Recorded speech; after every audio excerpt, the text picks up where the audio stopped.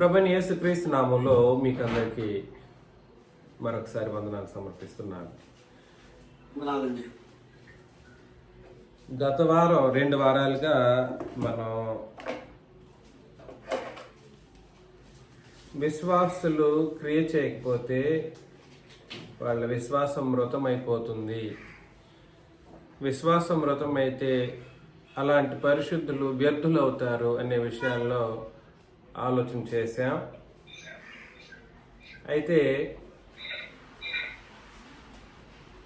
విశ్వాసము పని చేయకపోతే వ్యర్థులవుతారు,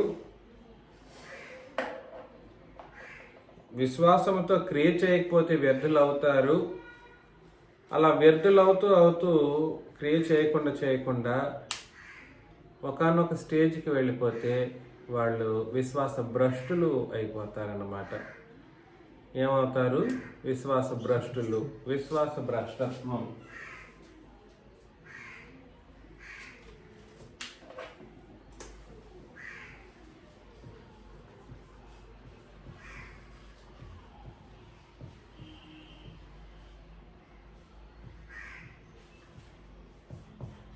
విశ్వాస భ్రష్టత్వం ఇది అనేక పాటలుగా కూడా చెప్పొచ్చు, కానీ ట్రై చేద్దాం. ఈ రోజుకే ఒక సింగిల్ సబ్జెక్ట్ కానీ ప్రయత్నం చేస్తాం. తీతుకు రాసిన పత్రికలో 3వ అధ్యాయం 6 నుండి 9 వచనాలు మనం చదివినప్పుడు, తీతుకు రాసిన పత్రిక 3వ అధ్యాయం 6 నుండి 9 వచనాలు మనం చదివితే, మనం ఆయన కృప వలన నీతిమంతులమని తీర్చబడి నిత్య జీవమును గూర్చిన నిరీక్షణను బట్టి దానికి వారసుల మొగటకై ఆ పరిశుద్ధాత్మను మన రక్షకుడైన యేసుక్రీస్తు ద్వారా ఆయన మన మీద సమృద్ధిగా కుమ్మరించెను. కాబట్టి మనం భూమి మీద బ్రతికినప్పుడు తండ్రైన దేవుని యొక్క కృప వలన నీతిమంతులుగా తీర్చబడి నిత్య జీవమును గూర్చిన నిరీక్షణను బట్టి దానికి వారసుల మొగటకై, మనం పరలోకానికి వారసుల మొగటకై పరిశుద్ధాత్ముడిని క్రీస్తు ద్వారా మనకు అనుగ్రహించి, కాబట్టి తండ్రి కుమార పరిశుద్ధాత్మ ద్వారా మనం భూమి మీద బ్రతికినప్పుడు నీతిమంతులుగా తీర్చబడుతున్నాం. అదే విధముగా నిరీక్షణకు లేదా నిత్య జీవమునకు వారసులు మగుతాం.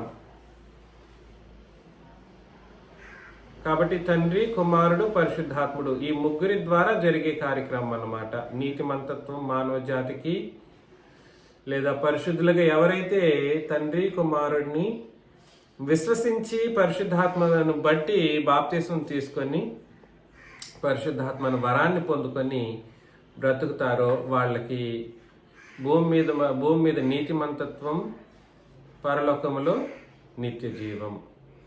ఆ నిత్య జీవమునకు వారసులమయ్యేటువంటి ఒక అద్భుతమైనటువంటి అవకాశం మనకు దొరుకుతుంది. ఈ మాట నమ్మదగినది గనుక దేవుని యందు విశ్వాసముంచిన వారు సత్క్రియలను శ్రద్ధగా చేయటి యందు మనసుంచినట్లు నీవి సంగతులను గూర్చి దృఢముగా చెప్పుచుండవలెను అంటే అర్థం ఏమిటి అని అంటే, రెగ్యులర్గా చెప్పాలంట, చెప్పుచూ ఉండాలి. చెప్పుచుండవలెను అంటే అర్థం ఏమిటంటే, ఇవాళ ఒక బోధ చేసేసి ఒక రోజుకి అది చెప్పి పాఠం లెక్కన చేతులు ఎత్తేసే ఒక పరిస్థితి గురించి ఏనాడు క్రొత్త నిబంధన చట్టం చెప్పదు. పౌలు లాంటి వాళ్ళు, పేతురు లాంటి వాళ్ళు జ్ఞాపకం ఉంచుకోవటానికి ఈ క్రొత్త నిబంధన విషయాలను మీ మనసుల్లో పెట్టడానికి పదే మేము సిద్ధంగా ఉంటాం అని అంటుంటారన్నమాట. అదే విధంగానే దేవుని యందు ఎవరెవరైతే విశ్వాసం ఉంచారో, ఈ విశ్వాసం ఉంచిన వాళ్ళు సత్క్రియలను ఎలా చేయాలి? విశ్వాసులు సత్క్రియలను శ్రద్ధగా చేయాలి. మనం విశ్వాసులము, సత్క్రియలు. ఈ సత్క్రియలు చేసే విషయంలో ఏముండాలి? శ్రద్ధ ఉండాలి. చాలా మందికి ఈ శ్రద్ధ ఉండదు. సత్క్రియలు చేసే విషయంలో శ్రద్ధ అనేది కనబడదు. ఇలా శ్రద్ధ ఉంచినట్లు శ్రద్ధగా సత్క్రియలను చేయనట్లు ఏం చేయాలంటే ఉపదేశకుడు బోధకుడు, సంఘాన్ని నడిపే ఉపదేశకుడు ఏం చేయాలని అంటే ఈ సంగతులను గురించి దృఢముగా చెప్పుచూ ఉండాలని కోరుచున్నాను. ఇది ఈ సత్క్రియలు ఇవి అంటే ఏవేవంటే అవి సత్క్రియలు మంచివియు మనుషులకు ప్రయోజనకరమైనవి కానీ అవివేక తర్కములను, వంశావళులను, కలహములను, ధర్మశాస్త్రమును గూర్చిన వివాదములను, నిష్ప్రయోజనమును, వ్యర్థమునై ఉన్నవి గనుక వాటికి దూరముగా ఉండము అని ఒక క్లియరెన్స్ ఇచ్చేసాడన్నమాట. అవివేక తర్కాలొద్దు. వంశావళులకు సంబంధించినటువంటి ఈ ఎవరికి పుట్టారు, వంశావళులు అంటే అదే కదండి, ఎవరికి పుట్టారు, ఎవరి దీంట్లో పుట్టారు అని చెప్పి, ఎవరి గోత్రంలో పుట్టారు అని చెప్పేటువంటి ఈ వంశావళులు ఉన్నాయి. ఇట్లాంటి వాటిని కూడా మనం పట్టించుకోవాల్సిన అవసరం లేదు. అదేవిధంగా కలహాలకు సంబంధించినటువంటి ఆ వివాదాలు, ధర్మశాస్త్రం గురించినటువంటి వివాదాలను గురించి మనం పట్టించుకోకూడదు. అవి నిష్ప్రయోజనం అంట. ధర్మశాస్త్రం గురించిన వివాదాలు అవి వ్యర్థంగా కూడా ఉంటున్నాయి అని తెలియజేశాడు. కాబట్టి విశ్వాసులు అయితే ఏం చేయాలండి?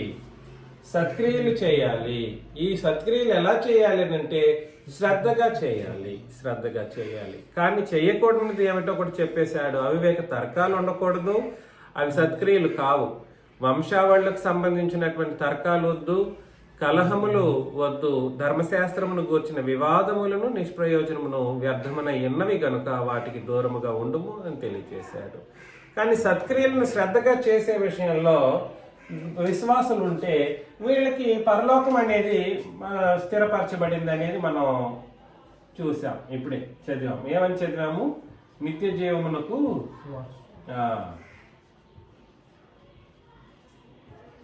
వారసులు ప్లస్ అంతకంటే ముందు ఏముంటారు వాళ్ళు? ఎలా ఉంటారు వాళ్ళు? నీతిమంతులుగా ఉంటారు. నీతిమంతులు ఈ భూమి మీద నీతిమంతులుగా బ్రతుకుతారు. ఈ సత్క్రియలు చేస్తేనే నీతిమంతులు. నీతిమంతత్వం సులభంగా మనకు దొరుకుతుంది. బాప్తిసం తీసుకున్నప్పుడే క్రీస్తు రక్తమును బట్టి మనం నీతిమంతత్వాన్ని పొందుకున్నాం. బాప్తిసం తీసుకున్నప్పుడే క్రీస్తు యొక్క ఉచితమైనటువంటి నీతిమంతత్వాన్ని మనం పొందుకున్నాం. ఆ నీతిమంతత్వాన్ని రుజువు చేసేది ఏమిటి అని అంటే, నీతిమంతత్వాన్ని రుజువు చేసేది, మనం నీతిపరులము అని రుజువు చేసేది ఏమిటి అని అంటే విశ్వాసాన్ని బట్టి మనం చేసేటువంటి విశ్వాసాన్ని బట్టి శ్రద్ధగా చేసే సత్క్రియలు ఏవైతే ఉన్నాయో ఆ సత్క్రియలు ఆ పరిశుద్ధుడిని, ఆ నీతిమంతుడిని, అవును నిజమే అతను నీతిమంతుడే అనే ఒక రుజువును చేస్తాయి సత్క్రియలు. కానీ సత్క్రియలు చేయకపోతే ఏం క్రియలు చేసిన వాళ్ళు అవుతారు? దుష్కార్యాలు. సత్క్రియలకు ఆపోజిట్ పదం ఏమిటి?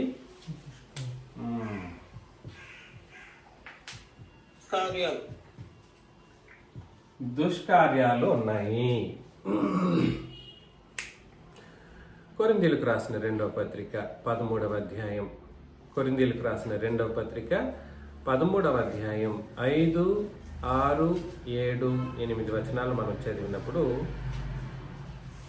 మీరు విశ్వాసము గలవారై ఉన్నారో లేదో, ముందు విశ్వాసం ఉందో లేదో మిమ్మును మీరే శోధించుకొని చూచుకొనుడి,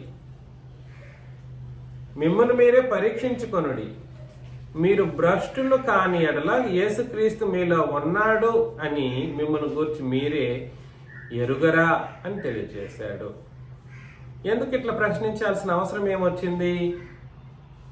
సడన్ గా ఈ ప్రశ్న ఎందుకు వేశాడు? విశ్వాసం గలవారు ఉన్నారో లేదో ఒకసారి ఆలోచన చేసుకోండి. మిమ్మల్ని మీరు శోధించుకోండి, మిమ్మల్ని మీరు పరీక్షించుకోండి. ఎందుకనంటే మీరు భ్రష్టులు కాని ఎడల అని అన్నాడు. అంటే విశ్వాసము లేకపోతే మనుషులు ఏమైపోతారని దాని అర్థం. విశ్వాసము ఇది లేకపోయింది అనుకోండి, ఈ విశ్వాసం లేకపోతే ఆ మనుషులు ఏమైపోతారంటే, అంటే విశ్వాసం క్రియ చేయకపోతే లేదా విశ్వాసం ఇంకేదైనా క్రియ చేస్తే దాన్ని ఏమన్నాడంటే దుష్కార్యాలు అన్నాడు. అలా ఒక మనిషి ఏమవుతాడనంటే భ్రష్టులు అవుతారు. అక్కడ కింద వచనాలు మనం చదివినప్పుడు, మేము భ్రష్టులము కామని మీరు తెలుసుకొందరని నిరీక్షించుచున్నాం. మేమైతే ఏం కాలేదు, భ్రష్టులం కాలేదు. ఎందుకు అని అంటే 7వ వచనంలో, మీరు ఏ దుష్కార్యమైనను చేయకుండా వలనని దేవునికి ప్రార్థించుచున్నాం. చూడండి, విశ్వాసం కలిగిన వాళ్ళు చేయవలసిన పని ఏమిటి అని అంటే సత్క్రియలు. ఇవి ఎలా చేయాలి? శ్రద్ధగా చేయాలి. అప్పుడు ఆ మనిషి నీతిమంతుడిగా ఉంటాడు. అలాంటి నీతిమంతుడికి ఏంటి లాభం అని అంటే నిత్య జీవాన్ని పొందుకొని ఒక అద్భుతమైన వారసత్వం వాళ్ళకి దొరుకుతుంది. అయితే విశ్వాసం కలిగిన ఉన్నారో లేదో చూసుకోండి అని ఎందుకు అంటున్నాడనంటే, వాళ్ళు చేస్తున్నది ఏమిటంట? దుష్కార్యము చేయకుండా వలనని దేవునికి ప్రార్థించుచున్నాము. మేము యోగ్యులమైనట్టు కనబడవలనని కాదు గాని మేము భ్రష్టులమైనట్టు కనబడినను. ఎలాగా? మేము భ్రష్టులమైనట్లు కనబడినను మీరైతే మేలైనదే చేయవలనని ప్రార్థించుచున్నాము. చాలా మందికి ఉపదేశకుల గురించి ఒక తప్పుడు అభిప్రాయాలు ఉంటాయి. ఉపదేశకులు, బోధకులు లేదా సంఘాన్ని నడిపించే నాయకుల పట్ల ఒక తప్పుడు ఆలోచనలు ఉంటాయి. ఒకవేళ నేను మీ ముందు భ్రష్టుడిగా కనబడేటువంటి ఒక పరిస్థితి ఉన్నా కూడా సరే, నన్ను పట్టించుకోవద్దు. నేనా చెప్తున్నది? పౌలు గారు, మేము భ్రష్టులమైనట్టు కనబడినను ఒకవేళ మీరైతే ఏం చేయకూడదు? దుష్కార్యం చేయకూడదు. మరి ఏ కార్యం చేయాలి? మేలైనది అన్నా ఒకటే, సత్క్రియ అన్నా ఒకటే. మేలైనది అన్నా ఒకటే, సత్క్రియ. మేము సత్యమునకు విరోధముగా ఏమీ చేయ నేరము గాని సత్యము నిమిత్తమే సమస్తమును చేయుచున్నాము అని అన్నాడన్నమాట. కాబట్టి మిమ్మల్ని ప్రేమతో నేను విన్నవించే విషయం ఏమిటనంటే, సత్కార్యాలు చేస్తే నీతిమంతుడు, నిత్య జీవానికి వారసులు. సత్కార్యాలు విశ్వాసం పనిచేయలేదనుకోండి, విశ్వాసం లేదనుకోండి, ఆ అవిశ్వాసపు ఆలోచన విధానాల వలన మనుషులు దేని వైపు మొగ్గు చూపిస్తారు అని అంటే దుష్కార్యం వైపు మొగ్గు చూపిస్తారు. దుష్కార్యం చేయడం ద్వారా ఆ మనుషులు ఏమైపోతారు? భ్రష్టులవుతారు. కాబట్టి విశ్వాసం శ్రద్ధగా పనిచేస్తే, సత్క్రియలు చేసేటట్లుగా చేసే నీతిమంతుడు, నిత్య జీవం పొందినవాడు. విశ్వాసము లేకుండా పోయిందనుకోండి, లేదా విశ్వాసం పని చేయకుండా పోయిందనుకోండి, దుష్కార్యాలు చేయడం ద్వారా వాళ్ళు ఏమైపోతారని అంటే భ్రష్టులు అవుతారు. ఈ మార్గాన్ని మనం అర్థం చేసుకోవాల్సినటువంటి పరిస్థితి ఉంది.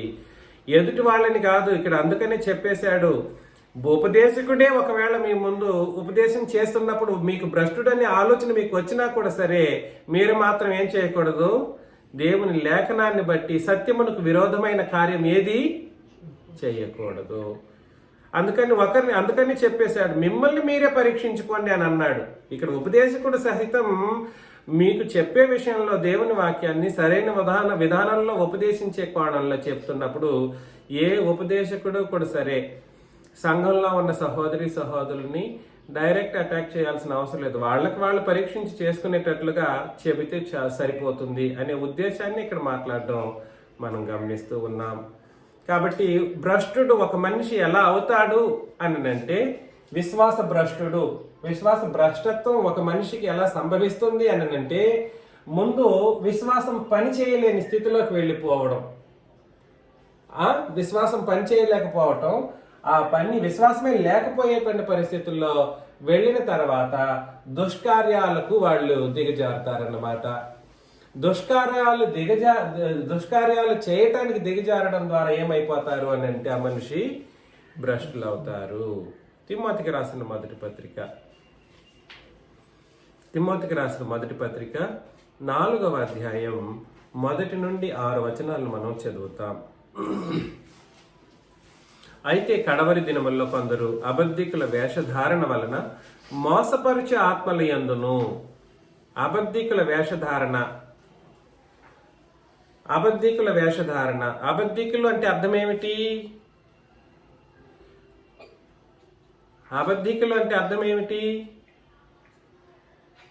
అబద్ధం చెప్పేవారు, ఉన్నటువంటి సత్యాన్ని కాకుండా దేవుని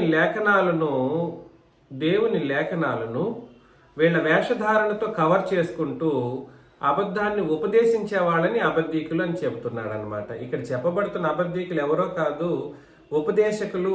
అబద్ధం చెప్పే ఉపదేశకుల గురించి మాట్లాడటం జరుగుతుంది. అబద్ధం మాట్లాడే వాళ్ళ గురించి కాదు, దైనందిన జీవితంలో అబద్ధం మాట్లాడే వాళ్ళ గురించి కాదు. అబద్ధీకుల వేషధారణ అని అన్నప్పుడు వాళ్ళు వేషధారణ అంటే పైన ఒకటి లోపల ఒకటి కలిగి ఉంటారన్నమాట.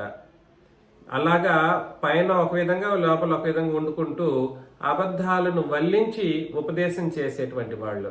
అయితే సంఘంలో కొందరు ఏమవుతారంటే అలాంటి అబద్ధీకుల వేషధారణ వలన మోసపరిచే ఆత్మల యందును దయ్యముల బోధ యందును లక్ష్యం ఉంచుతారంట. అర్థమవుతుందా? సంఘంలో ఉండే వాళ్ళ గురించి ఇక్కడ మాట్లాడడం జరుగుతూ ఉంది. వీళ్ళు ఏమవుతారనంటే దయ్యాల బోధ యందు లక్ష్యం ఉంచేటువంటి పరిస్థితికి దిగజారిపోతారు. దయ్యాల బోధ అంటేనే మీకు అర్థమైపోతుంది. ఏమిటి దయ్యాల బోధ? ఉన్నటువంటి క్రొత్త నిబంధన సత్యానికి వ్యతిరేకంగా చేసేటువంటి బోధ. ఇది ఫస్ట్. ఒక మనిషి ఎలా భ్రష్టుడు అవుతాడు అనేటువంటి కోణంలో విశ్వాసం పనిచేయకపోతే దుష్కార్యాలు చేస్తారు, అలా భ్రష్టులు అవుతారు.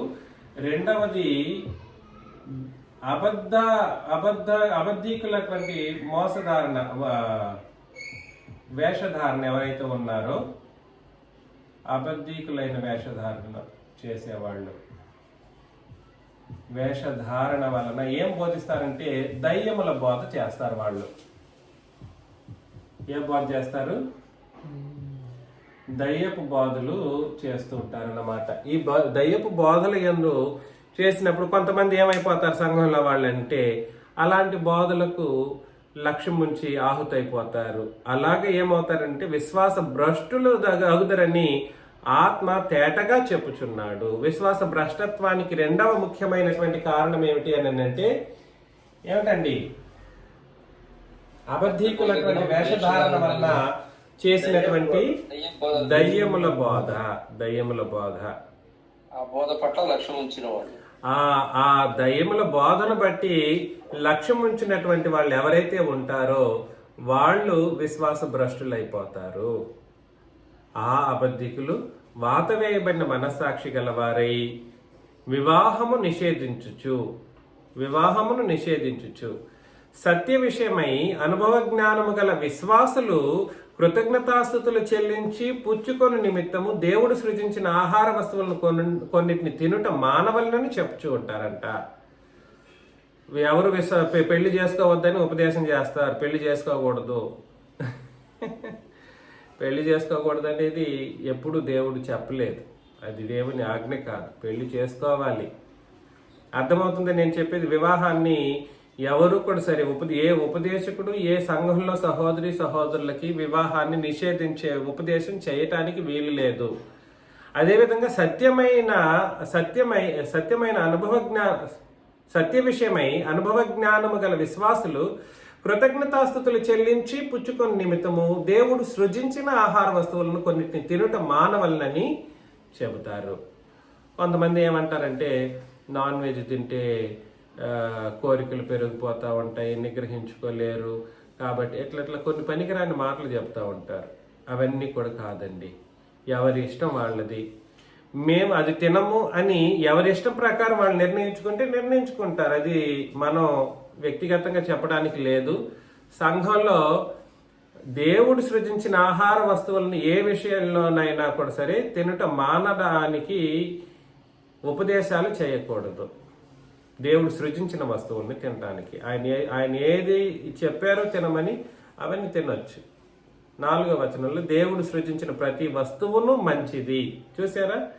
దేవుడు సృజించిన ప్రతి వస్తువు ఎట్లాంటిది?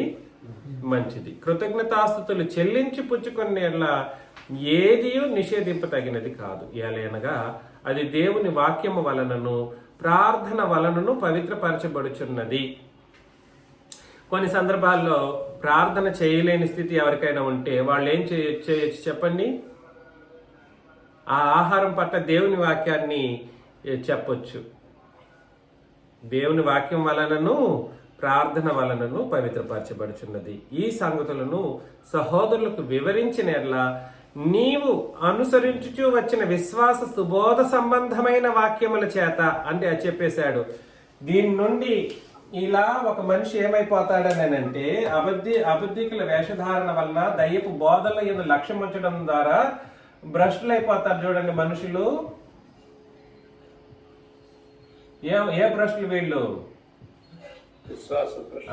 విశ్వాస భ్రష్టులు. ఈ విశ్వాస భ్రష్టులైనటువంటి వాళ్ళకి అలా అవ్వకుండా ఉండడం కొరకు ఏం చేయాలి ఉపదేశకుడు అని అంటే ఏం చేయాలి? ఈ విషయాలను సంగతులను వివరించి చెబుతూ అనుసరించుచు వచ్చిన విశ్వాస సుబోధ సంబంధమైన వాక్యముల చేత పెంపారుచు క్రీస్తు యేసునకు మంచి పరిచారకుడవై ఉండుము అని అన్నాడనమాట. ఉండు, అట్లా చేస్తే ఉంటావు. కాబట్టి నేనేం చెప్పడానికి ప్రయత్నం చేస్తున్నాను అని అంటే విశ్వాస భ్రష్టులు అవ్వకుండా ఉండడం కొరకు ఒక ఉపదేశకుడు ఒక ప్రత్యేకమైనటువంటి బాధ్యతను సంఘం పట్ల కనపరచడానికి సిద్ధంగా ఉండాలి. ఇది ఉపదేశకుని బాధ్యత. ఇలా భ్రష్టులు అవుతూ ఉంటే సంఘంలో ఉపదేశకుడు వాళ్ళు ఏదో వెళ్ళిపోతారనో లేదా వాళ్ళు ఇబ్బంది పడతారనో ఏం చేయకూడదని అంటే ఈ అబద్ధాన్ని వల్లించేటువంటి ఉపదేశాలు లేదా దయ్యపు బోధలు ఖచ్చితంగా చేయకూడదు. కాబట్టి విశ్వాస సుబోధ సంబంధమైనటువంటి వాక్యాల చేత సంఘంలో ఉన్న ప్రతి సహోదరుని ఉపదేశకుని బాధ్యత ప్రకారం ఏం చేయాలంటే వివరించి క్రీస్తు యేసునకు మంచి పరిచారం చేసేటువంటి బోధలు చేయాలన్నమాట. కాబట్టి రేపొద్దున ఉపదేశకులు అయ్యేటువంటి మీరు ఎవరైనా ఉంటే ఇది మాత్రం ఎల్లప్పుడూ కంఠస్థం చేసి పెట్టుకోవాలి.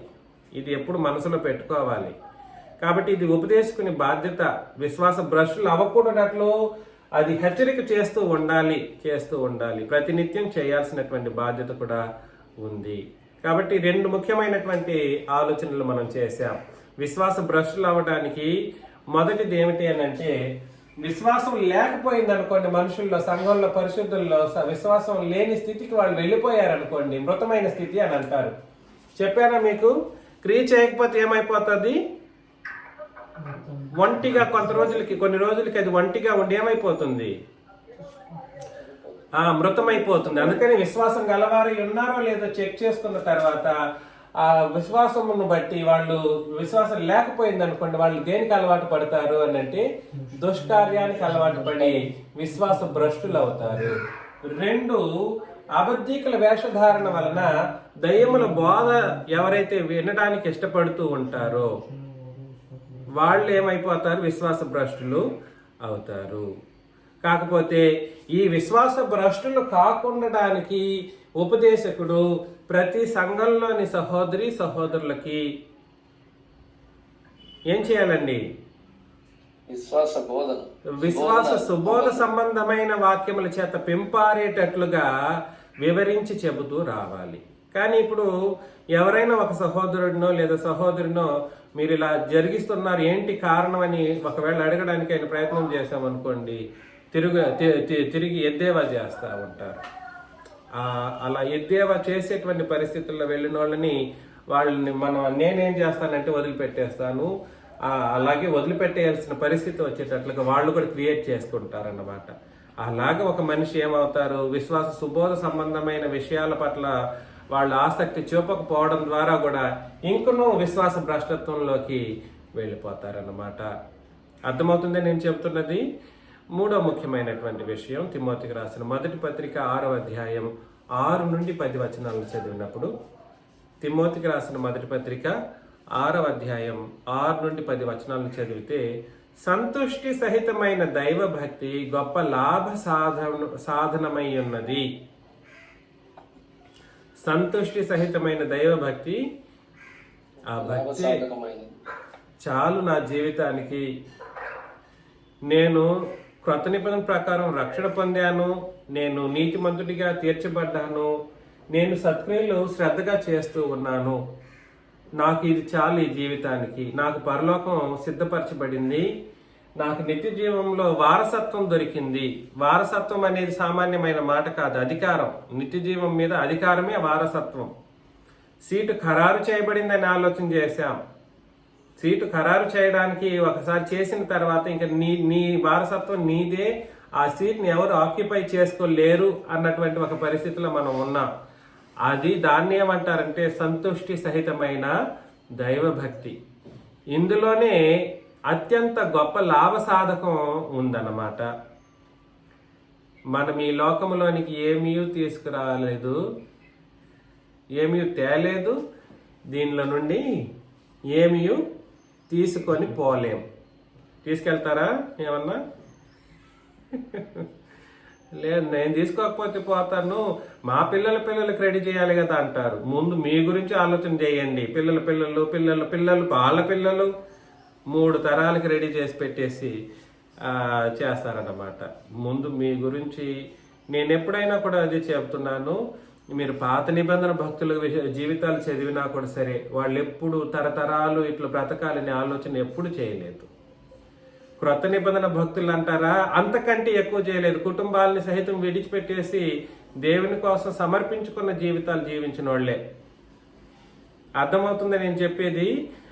కాబట్టి మా క్రొత్త నిబంధన రక్షణ అనేది వ్యక్తిగతమైనది. ముందు వ్యక్తిగతమైనటువంటి జీవన విధానంలో మనం సరైనటువంటి ఆలోచన విధానాన్ని చేసిన వాళ్ళగా ఉండాలి. మనము ఈ లోకములోనికి ఏమీ తేలేదు, దీనిలో నుండి ఏమీ తీసుకొని పోలేం. కాగా అన్న వస్త్రములు గలవారమై ఉండి వాటితో తృప్తి పొంది ఉందము. అన్న వస్త్రములు ఉంటే చాలు, అందులో నేను తృప్తిగా ఉండడానికైన పరిస్థితులు మనం కలిగి ఉండాలి. ఇందులో 9వ వచనం, ధనవంతులగుటకు అపేక్షించు వారు శోధనలోను ఉరిలోను అవివేక యుక్తములను హానికరములైన అనేక దురాశలలోనూ పడతారంట. ధనవంతులుగా ఉండడం వేరు. తాత ముత్తాతలు పెట్టి మీకు పెట్టినటువంటి ధనం అది వద్దని నేను చెప్పను. మీకుంటే మీరు సంతోషంగా ఉండొచ్చు, తప్పేమి లేదు. అందులో కూడా సరే ఉన్నదాంతో మీరు తృప్తి పొంది ఉండొచ్చు. కానీ మా తాత ఏదో ₹1 రెడీ చేసి పెట్టుంటాడు, నేను మనవడిని ఏం చేయాలి? మా తాతకి 8 రెడీ చేయాలి. ఎట్లా? తాతకి 8 కోట్లు నేను రెడీ చేయాలనుకున్నాను అనుకోండి, నేనేం చేస్తున్నానంటే ధనవంతులగుటకు అపేక్షించేవానిగా ఉంటున్నాను. ధనవంతులగుటకు అపేక్షించేవారు మొట్టమొదట ఎక్కడ పడతారు? శోధనలో పడతారు.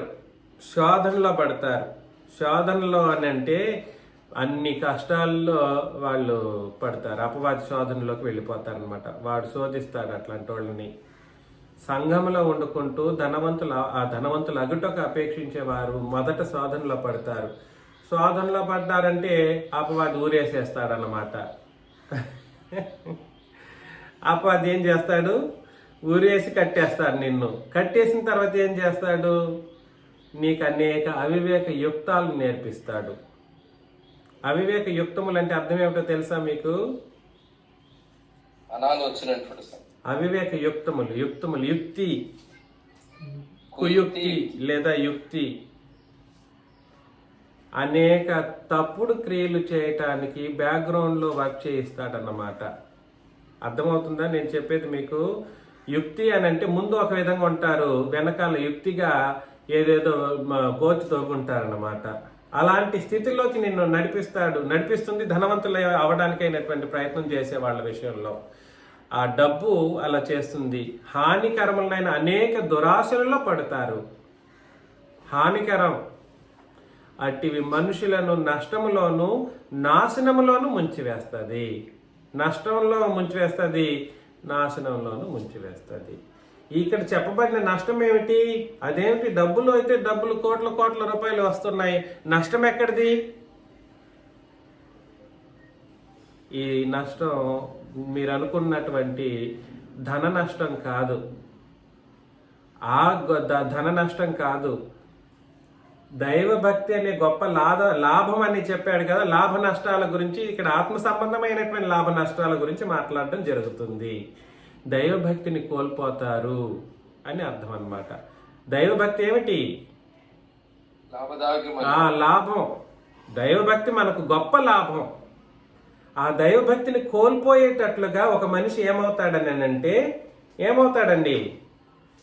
ధనవంతుల ఊరిలోను ధనవంతులు అయ్యేటువంటి వాళ్ళు దైవభక్తి అనేటువంటి నష్టాన్ని చవి చూస్తారు. అది ఎక్కడికి వెళ్ళి ముగిస్తుంది? నాశనంలో ముంచేస్తుంది. ఏ నాశనం? డబ్బు పెట్టుకొని నాశనం అవుతారా? అవరు భౌతికంగా అయితే, కానీ ఆత్మ సంబంధంగా నాశనం అయిపోతారు. ఎందుకనగా ధనాపేక్ష సమస్త కీడులకు మూలము. కొందరు దానిని ఆశించి విశ్వాసము నుండి తొలగిపోయి, ఇది నష్టం, నాశనం. కొందరు దానిని ఆశించి విశ్వాసము నుండి తొలగిపోయి నానా బాధలతో తమ్మును తామే పొడుచుకున్నారు అని కూడా చెప్పాడు అన్నమాట. కాబట్టి విశ్వాసం నుండి తొలగిపోవడం అంటే అర్థమేమిటి? నానావిధ శోధనల పట్టు భ్రష్టత్వం. విశ్వాసం నుండి తొలగిపోవడం అంటే అర్థమేమిటి? విశ్వాస భ్రష్టత్వం. కాబట్టి ధనాపేక్ష ఒక మనిషిని ఏం చేస్తుందని అంటే, దైవభక్తి అనేటువంటి సమస్తమైన కీడులకు మూలం. దైవభక్తి విషయంలో నష్టాన్ని కలిగించి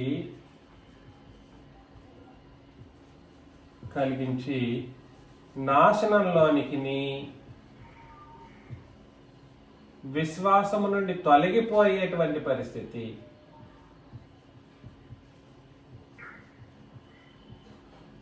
విశ్వాసం నుండి ఖర్చు చేయటానికే మనసు రాదు. అది దాని ఉద్దేశం. మీరు పనులు చేయొద్దు, తినవద్దు, కష్టపడవద్దు అని కాదు ఇక్కడ ఉద్దేశం. ధనాపేక్ష అంటే అర్థం ఏమిటనంటే ఈ తప్పుడు పద్ధతుల్లో డబ్బులు సంపాదించే పరిస్థితి. ఉన్న డబ్బులని ఎప్పటికీ ఖర్చు పెట్టుకోకుండా తమ కొరకు, తమ కుటుంబం కొరకు మాత్రమే సిద్ధం చేసుకొని బ్రతికేటువంటి వాళ్ళు ఎవరైతే ఉంటారో వాళ్ళ గురించి ఇక్కడ చెప్పడం జరిగింది. మీరు పని చేసుకోకుండానే డబ్బులు సంపాదించొద్దని కాదు దీని ఉద్దేశం. మనం బ్రతుకు డబ్బులు అవసరం, ధనం అవసరం. మనం బ్రతకాలంటే ఇవి అవసరం. కాకపోతే ఇవి ఖర్చు పెట్టకుండానే ఏం చేస్తుంటారంటే చాలా మంది అట్లా కోడేస్తానే ఉంటారన్నమాట. పెరుగుతూ ఉంటుంది అక్కడ డబ్బులు. దాన్ని ఏమంటారంటే ధనాపేక్ష అంటారు. ఆ ధనాపేక్ష సమస్తమైన కీడులను సహితం చేయించగలుగుతుంది. సంఘంలో ఉన్న సహోదరులకి కీడు చేయించేటట్లుగా చేస్తుంది అన్నమాట. దాన్ని కొంతమంది అర్థం చేసుకోరు. అలాగా కీడులను చేసేటట్లుగా చేసి కీడులను వాళ్ళు అనుభవించి ఏం చేస్తారంటే విశ్వాసము నుండి తొలగిపోయి నాశనంలోనికి వెళ్ళిపోతారు. ప్రాణాన్ని సహితం కోల్పోయే స్థితిలోకి వెళ్ళిపోతారు. దీన్ని ఏమంటారు అని అంటే విశ్వాస భ్రష్టత్వము అని అంటారన్నమాట. కాబట్టి 3 పాయింట్స్ ఆలోచన చేశాను.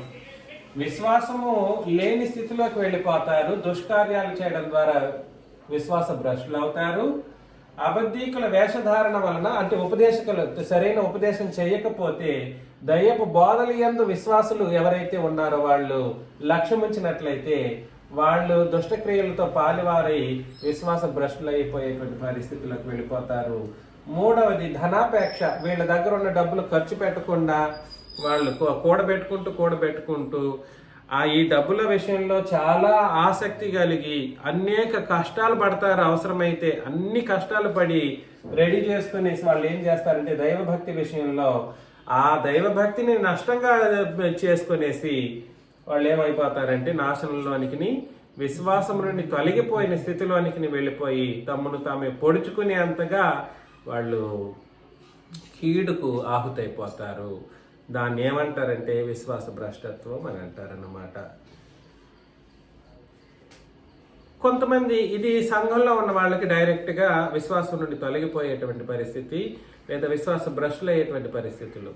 కానీ కొంతమంది దుష్టులు ఉంటారు. ఆ దుష్టులు ఏం చేస్తారంటే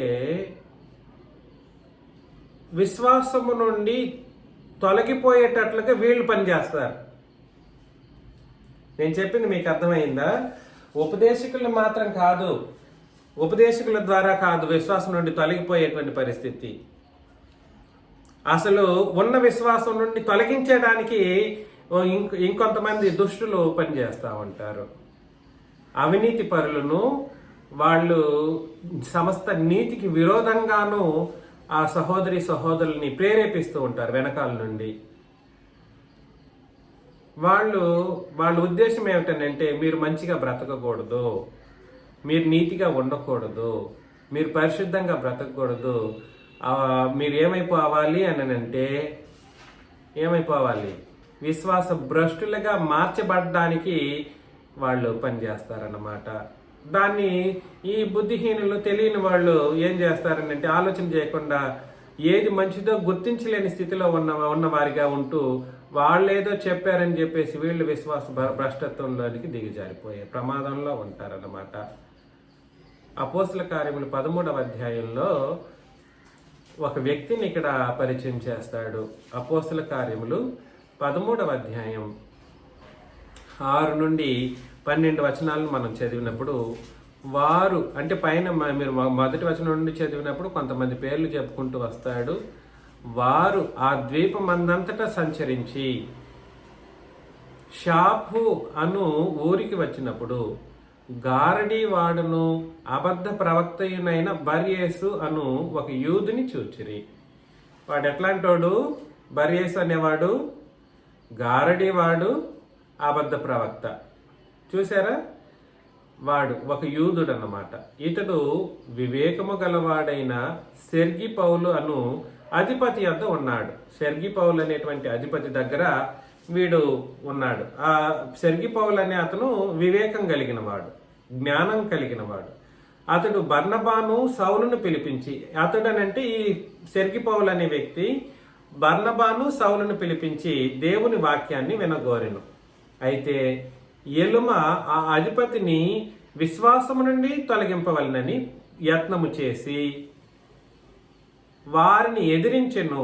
ఎలుమ అను పేరునకు గారడీ వాడని అర్థం. ఎలుమ అనేవాడు ఎవడిప్పుడు?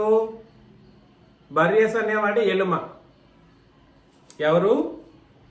బర్యేసు అనేవాడు ఏం చేశాడంటే సెర్గి పౌలును అధిపతిగా ఉన్నటువంటి సెర్గి పౌలుని ఏం చేయడానికి ప్రయత్నం చేశాడు? విశ్వాసము నుండి తొలగింపవలనని యత్నము చేసి వారిని ఎదిరించింది. ఎవరు వాళ్ళు? బర్నబాను పౌలుని. ఈ వీరిద్దరిని కూడా ఏం చేశాడనంటే సౌలు అని అన్నానా? తప్పు, అక్కడ పౌలని రాసుకోండి, క్షమించండి.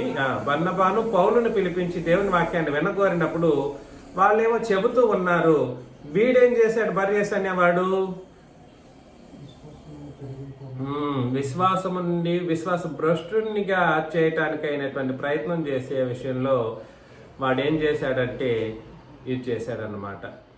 అందుకు పౌలు అనబడిన సౌలు పరిశుద్ధాత్మతో నిండిన వాడై, పౌలు అనబడిన సౌలు పరిశుద్ధాత్మతో నిండిన వాడై అతన్ని చూచి సమస్త కపటముతోనూ సమస్త దుర్మార్గముతోనూ నిండిన వాడా, అపవాది కుమారుడా, సమస్త నీతికి విరోధి, నీవు ప్రభువు యొక్క తిన్నని మార్గములు చెడగొట్టుట మానవా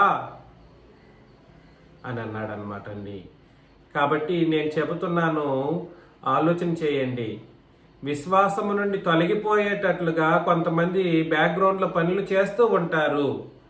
మీరు మంచివారు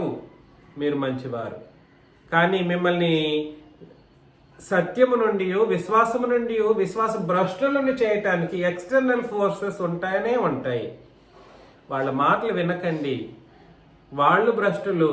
వాళ్ళు ఎట్లాంటి వాళ్ళు? దుర్మార్గముతో నిండిన వాళ్ళు. చెడు చెప్పి నా గురించి చెడు చెప్పారనుకోండి, మీరేమైపోతారు? నమ్మేసే ప్రమాదంలో కూరుకుపోతారు. నా గురించి చెబితే చిన్నరాజు అట్లాంటి ఆయన మాటలు వినకూడదు అన్నటువంటి ఆలోచన మీకు వచ్చిందా? ఒక్కసారి వచ్చింది అనుకోండి, ఇంక మీరేమైపోయే ప్రమాదంలో కూరుకుపోతారని అంటే విశ్వాసము నుండి తొలగించబడిపోయేటువంటి ప్రమాదంలో కోల్పోతారు. అందుకే చెప్పాను, ఉపదేశకులు భ్రష్టులైనట్లు మీకు కనబడినా మీ మట్టుకు మీరు ఏం చేయాలంటే జాగ్రత్తలు కలిగిన వారై ఉండాలి. కానీ పరిస్థితి ఏమిటనంటే, నేను ఎప్పుడూ కూడా సరే, లేదా క్రొత్త నిబంధన చట్టంలో ఏ ఉపదేశకుడు తప్పుడు సిద్ధాంతాన్ని ఉపదేశం చేసిన వాళ్ళు అపోస్తులు లేరు వాస్తవానికి. ఇవాళ ఇంత క్రొత్త నిబంధన విషయాలను ఇంత సమర్థవంతంగా చెప్పడానికి ఆయన ప్రయత్నం చేస్తున్న నేను ఇంత చేసి అన్నిటిని వదులుకొని మీకు అబద్ధ బోధనలు చెప్పి మిమ్మల్ని నరకం వైపు నడిపించగలిగే అవకాశం ఉంది అనుకుని మీరు అనుకుంటారా? ఆహా, అది జరగదు. కాబట్టి ఎవడైతే విశ్వాసము నుండి తొలగింప చేయడానికైనటువంటి ప్రయత్నం చేశాడో వాని కుయుక్తులను మనం గుర్తించకపోతే మనం ఏమైపోతాం? విశ్వాసముల నుండి తొలగిపోతాం. నా గురించి నెగటివ్గా చెప్పి, నా గురించి అది చెప్పి ఇది చెప్పి మిమ్మల్ని విశ్వాసం నుండి తొలగిపోయేటట్లుగా చేసి మీరు విశ్వాస భ్రష్టులైపోయి, ఇదిగో ప్రభువు తన చెయ్యి నీ మీద ఎత్తి ఉన్నాడు, నీవు కొంతకాలం గ్రుడ్డివాడవై సూర్యుని చూడకుందామని చెప్పిను, వెంటనే మబ్బును చీకటియు అతని కమ్మెను, కనుక అతడు తిరుగుచు ఎవరైనా చెయ్యి పట్టుకుని నడిపించరా అని వెతుకుచుండెను. అంతటా అధిపతి జరిగిన దానిని చూచి ప్రభువు బోధకు ఆశ్చర్యపడి విశ్వసించెను అని అన్నాడు అన్నమాట. నిజంగా బోధకు ఆశ్చర్యపడ్డాడు. ఇక్కడ జరిగిన సంగతి గురించి కాదు ఆశ్చర్యపడింది. అదే మరలా చెబుతున్నది. అక్కడ జరిగిన ఎల్లుమ అనేవాడికి, లేదనంటే ఎవడవాడు బర్యాసు అనేవాడికి జరిగినటువంటి పరిస్థితిని బట్టి కాదు అక్కడ విశ్వాసం ఉంచింది. ప్రభు బోధకు ఆశ్చర్యపడి విశ్వసించెను. ఇట్లాంటి ప్రభు నా ప్రభు, ఇంత గొప్పవాడా నా ప్రభు అని గ్రహించి విశ్వాసం ఉంచినట్లుగా చేశాడు. కానీ ఎక్స్టర్నల్ ఫోర్సెస్ వాళ్ళు ఏం చేయడానికి ప్రయత్నం చేశారంటే విశ్వాసం నుండి తొలగిపోయేటట్లుగా కార్యక్రమం చేశారన్నమాట. అందుకని మీకు అందరికీ నేను ప్రేమతో హెచ్చరించే విషయం ఏమిటనంటే, నీతికి విరోధమైనటువంటి మనుషులు ఏంటది? 4వ పాయింట్. నీతికి విరోధముగా నీతి విరోధులు ఉంటారు, దుష్టులు వాళ్ళే దుష్టత్వంతో ఉంటారు, దుర్మార్గంతో నిండిన వారిగా ఉంటారు. వీళ్ళు ఏం చేస్తారండి? ప్రభువు యొక్క తిన్నని మార్గములను చెడగొట్టి ప్రభు మార్గాన్ని ఏం చేస్తారు? చెడగొట్టి ఏం చేస్తారంటే మనుషులను లేదా పవిత్రులను విశ్వాసము నుండి తొలగిపోయేటట్లుగా చేస్తారు.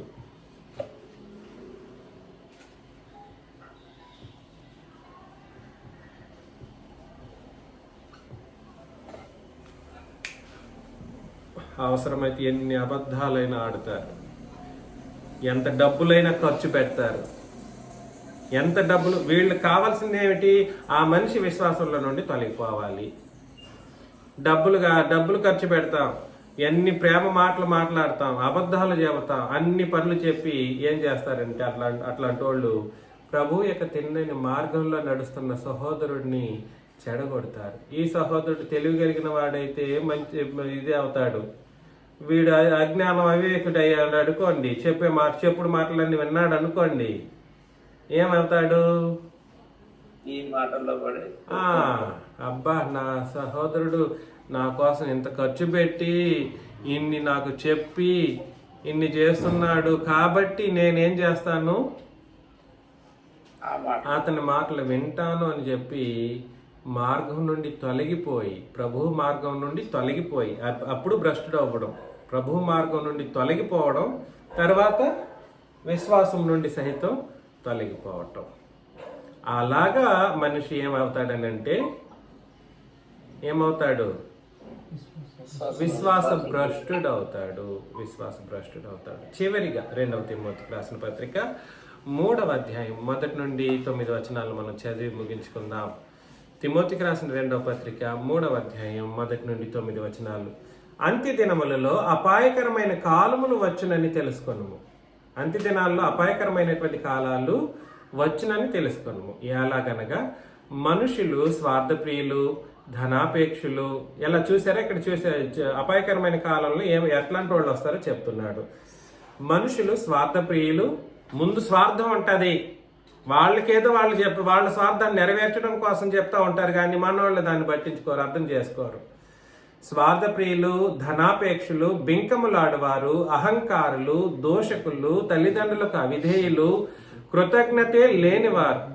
ఎంత చేసినా వాళ్ళకి కృతజ్ఞత ఉండదు. అపవిత్రులు, అనురాగ రహితులు, అతి ద్వేషులు, చాలా ద్వేషాన్ని కలిగి ఉంటారు కొంత సహోదరుల మధ్యలో. అపవాదకులు, అజితేంద్రియులు. అజితేంద్రియులు అంటే అర్థం ఏమిటి?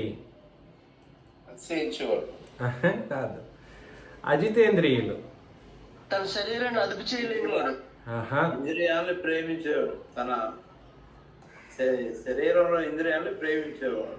అజితేంద్రియులు అని అంటే ఇంద్రియాలను స్థిరముగా పెట్టుకోలేనివాడు. ఇంద్రియాలను స్థిరముగా పెట్టుకోలేనివాడు. క్రూరులు, వీళ్ళు క్రూరులు, సజ్జన ద్వేషులు, ద్రోహులు, మూర్ఖులు, గర్వాంధులు, దేవుని కంటే సుఖానుభవము ఎక్కువగా ప్రేమించువారు, పైకే భక్తి గల వారి వలె ఉంటారు, దాని శక్తిని ఆశ్రయించిన వారిని ఉండురు. ఇట్టి వారికి విముఖుడవై ఉండుము. అట్లాంటి వాళ్ళు అయితే నువ్వు దూరం డిస్టెన్స్ మెయింటైన్ చేయి. పాపభరితులై నానా విధములైన దురాశల వలన నడిపింపబడి ఎల్లప్పుడూ నేర్చుకొంచు ఉన్నను సత్య విషయమైన అనుభవ జ్ఞానము ఎప్పుడునూ పొందలేని అవివేక స్త్రీల యొక్క ఇళ్లలోకి వచ్చి వారిని చెరపట్టుకొని పోవారు వీరిలో చేరిన వారు. ఎవరు? పైన చెప్పబడిన మనుషులు. వాళ్ళు ఎవరో కాదు, విశ్వాస భ్రష్టులు. ఫైనల్ గా వాళ్ళ యొక్క స్టేజ్ ఎట్లా తయారవుతుందని అంటే పైన చెప్పబడిన అట్లా మనుషులుగా మారిపోతారు వాళ్ళు.